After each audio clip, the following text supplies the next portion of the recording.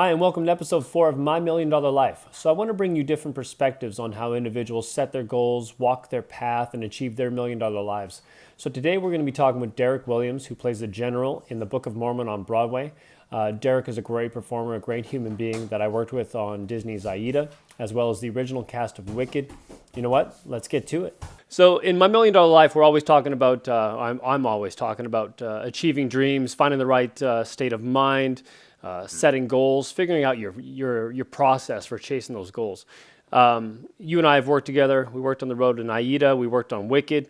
And then I kind of hung up my performing shoes, and you kept storming forward, achieving some other great roles.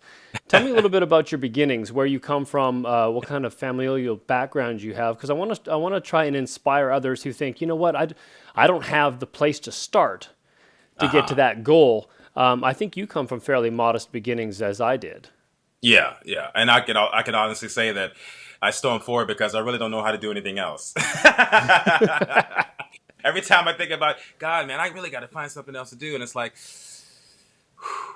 now what? Yeah, there So was a time where you were talking about being a medical dental technician or oh something. God, man, I was just pulling for anything. You know what Yeah. I mean? Reaching like, what can I do?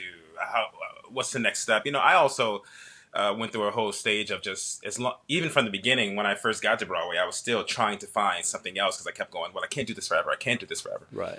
And I was putting so much attention into doing something else that I really wasn't putting attention to what I do. Right. So eventually, we started taking acting classes and things like that. And when I really devoted the attention to what I do, this thing started getting better. And here we are, almost 20 years later, still knocking them out. So I'm definitely blessed. From the beginning, shoot, man, I was one of those kids who was pretty quiet. You know, imagine that. Yeah, which And is hard to imagine now. If you know Derrick, if you ever seen him laughing, tearing off down the hallway of a dressing room, right. quiet's not it. That's my MO. That's my MO. But my mom put me into this. Actually, she put my older brother into this youth community theater program. It was run by this lady named Margie Day Walker. It was called Center Stage. But it was late.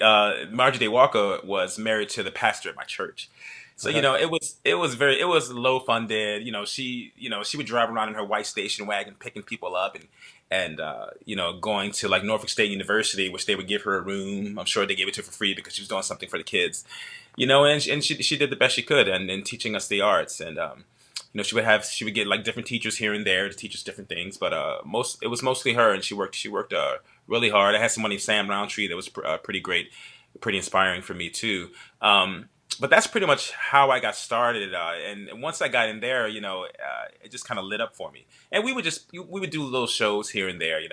I would tap dance in the mall, or there was this place called Waterside that had like, it was basically all these restaurants and little stores, and then there was like this stage in the middle, and I'll never Yeah. forget. I'm on that stage like, flap, flap, flap, and I definitely had the love of performing. Yeah. And I probably started doing that around the age of like 8, maybe 7, 8 years old. Right. Um, Now you played baseball pretty seriously for a bit too, didn't you? yeah, I played baseball. I played football. I still have a love for sports. I play Right. baseball. I play football. I play basketball. Now was And that sometimes was I push that. Sometimes I'll put that aside to play the sport that I wanted to do. When I got to high school, I was in the performing arts repertory. I went to school half a day and went to performing arts from I say 12 to 4, 1 to 4. And that was every day of school. But there was sections of time, when I played baseball. So I would take, my Connie Highmarsh, who was the teacher, she would let me take that kind of show off or that semester off and allow me to go do that because she was, and I love Connie so much. She was great. She knew I really loved other things besides, performing. yeah. And just in case, who knew? I mean, I could have done something great. I could have played sports. I definitely could have made it. I feel like I could have anyway. Uh, but for some reason, I wanted to be on the stage. Yeah. So that's kind of where it went. Yeah, the You know. path definitely wasn't a bad choice. You're doing all Yeah. right. I don't know. Sometimes you, you Well, hear about these it's millions funny these you guys talk pulling about in. you You know talk what I about mean? teachers who were accepting of you doing both. We find that a lot now when we're teaching at the studio. kids will come in and they'll do dance from age 3 or 5 up until 10, 11, 12, and then they cut it out cold turkey to play sports. But what a lot of them don't realize is that, the dance, the performing, the arts fuel that. They make you a stronger athlete. And, Sure. when you find those teachers that allow you to do both, where, you got to dance and they don't hold you accountable to just do that, but can allow you to experience other things, man, those are the teachers that are really great. And I wish there was more of them out there to support students all the Yeah. way across the spectrum. Absolutely, and it goes both ways. I mean, and even for like athletes who, their parents or whatever, they give them this opportunity, and then they jam it in there from the time they're like, 6 years old, 7 years old, playing sports, and then they get burnt out. But the same thing happens to dancers and performers all around. It can easily, especially dancers, you can burn a dancer out real fast, and you got to give them a different outlet. And I think the reason I've done so many things is because I've never put all my eggs in one basket. I'm not saying that's wrong. I'm not saying it's right. I'm just saying you got to be open to especially you need to be open to letting kids do other things. Because you're right, it's only going to strengthen. If they're a dancer and they've been dancing since they were 4 years old, well, I mean, they get out there on that field, whether it be field hockey or soccer or baseball or whatever the case may be, basketball. Even football, you jump up and catch the ball and landing right on your feet and taking off, and people are like, wow, the agility and the strength, it's all there. So we definitely shouldn't hold them down for sure, because you need So, you need to be open and let kids do what they need to do. Don't burn absolutely. them out. Yeah. Yeah, don't lock them in. What was so your first performance, actually professional gig was Smokey Joe's? No, my first professional gig actually was Or was it? Five Guys Named Mo at the Dominion Theater in Virginia, where I'm Okay, actually from. It was a dinner theater. right. And I actually choreographed that show as well. I choreographed the show, and somebody actually it didn't work out, so I ended up stepping into the show. And one of my favorite shows too. It's a It's great called show. Five Guys Named Mo. So much fun.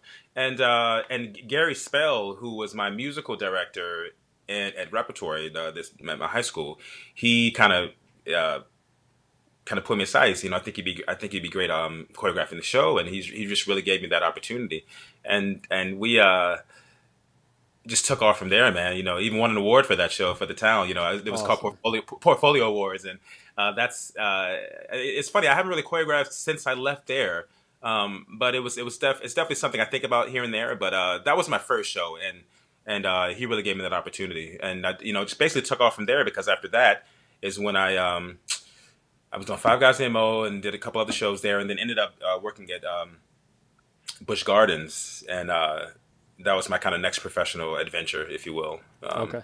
Yeah, yeah, Now, when did you make the move into equity? Move into the union level shows? yeah. So when I was at Busch Gardens, all my friends would go up to New York to audition for stuff, and I'd be like, okay, well, you want to come? They'd be like, you want to come? And I'm like, sure, why not? No intention on getting anything. Yeah.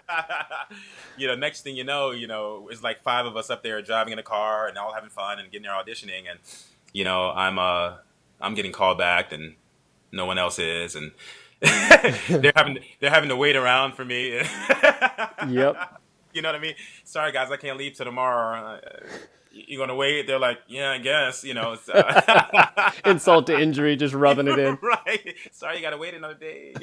But like, so I was at Busch Gardens, and my first equity show was Joseph and the Amazing Technicolor Dreamcoat at Carousel Dinner Theater in Ohio. Okay.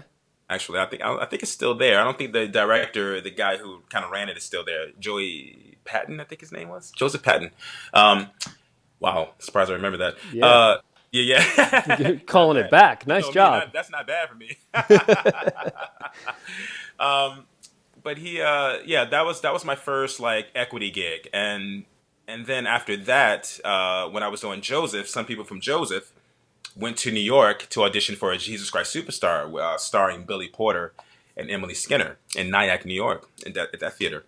And I went there, and it was kind of the same situation. I ended up getting that, and I started thinking to myself, I could keep doing this, There you go. keep doing this, and that led to Jesus Christ Superstar led to me getting my agent, um, and went on to do Smokey Joe's Cafe, which was my first like my first national tour. Right. And that national tour was it was a tough one. It was kind of Smokey Joe's was kind of slowing down, losing steam, so they kind of went into a bus and truck kind of tour, more or less, man. But I tell you what, I saw that show when I was at Busch Gardens, and one of the times we came into New York, I saw Smokey Joe's Cafe, and I remember sitting there and going, I'm going to do the show. I am going to do the show. Like this, it was the best. It was to me, it was the best thing I had ever seen because it was like, this is what I do. Right. Especially back then, I consider myself definitely a song and dance man. Like I love singing and dancing. That's fun to me. That's what I do. So when I saw that show, I was like, get out of here. This is me. And 2 years later, I was doing the national tour. That's amazing. Yeah. So we would be. I mean, there was a time when we had 15 days in a row. We were in a different state every day and without a day off. I'll never forget it. Wow. Yeah, man. On the bus. But I tell you what, I counted us in for the show. It was like 1, 2, woo, so once I hit that 1, 2, man, it did not matter, dude. It was. I had so much fun. I'm still really close to a lot of those people now. It was the big moment in my life, and we're actually all still very close. Very cool. And so that's and after that is when it really, after Smokey Joe's, I got my first Broadway show. I was supposed to go do the Korean tour. Hello, Kim. Can you imagine? Hey, yeah. Very tight security on that tour. Yeah, it wasn't North Korea. But the Korean tour of that, and right before I was about to go, I had to bow out because I got my first Broadway show, which was Swing. Awesome. Broadway, yeah. Yeah.